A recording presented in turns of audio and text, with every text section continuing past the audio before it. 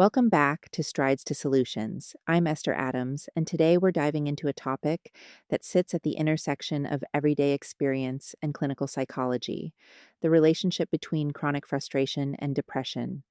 These two experiences often overlap, but they're not the same. Understanding how they connect, where they differ, where they reinforce each other, and what we can do to intervene can give us both clarity and hope. Chronic frustration develops when our most basic psychological needs, autonomy, competence, and relatedness, are consistently blocked. For some, this might look like never feeling in control of decisions, doubting personal ability, or feeling disconnected from others. Over time, the persistence of these blocked needs can wear us down. Research shows that while chronic frustration itself is not a clinical disorder, it is a powerful risk factor for depression. Depression, in contrast, is a clinical condition.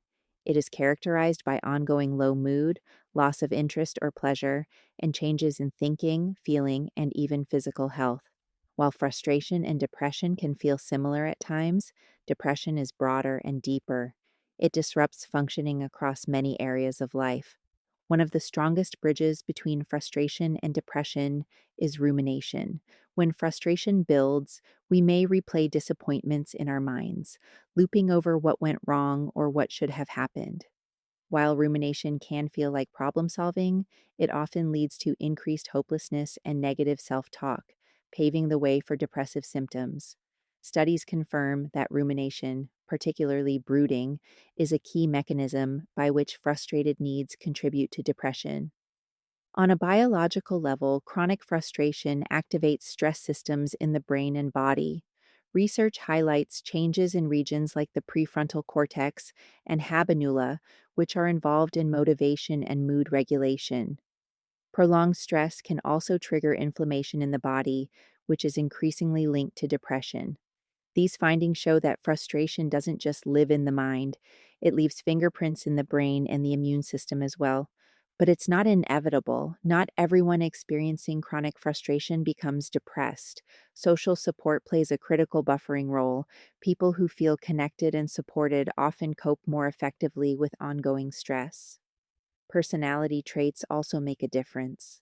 Individuals with higher self esteem or flexible coping strategies tend to be more resilient.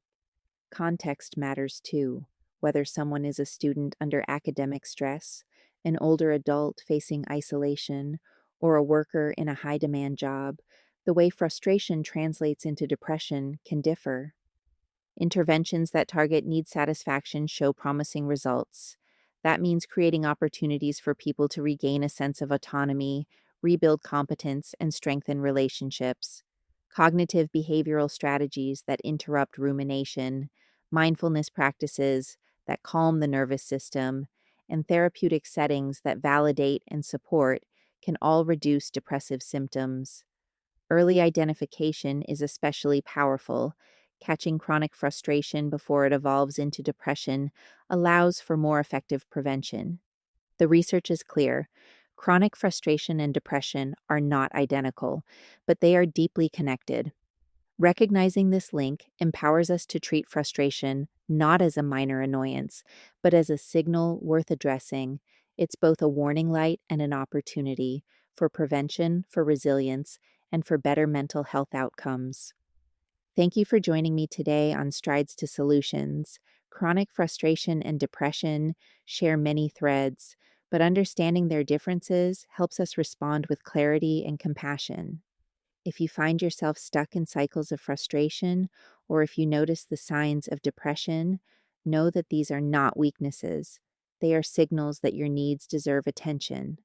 With support, intervention, and care, it is possible to break the cycle. As always, this podcast is for education and awareness.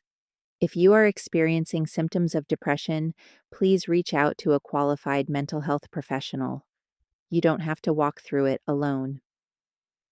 Until next time, I'm Esther Adams. Stay curious, stay compassionate, and keep finding new ways forward.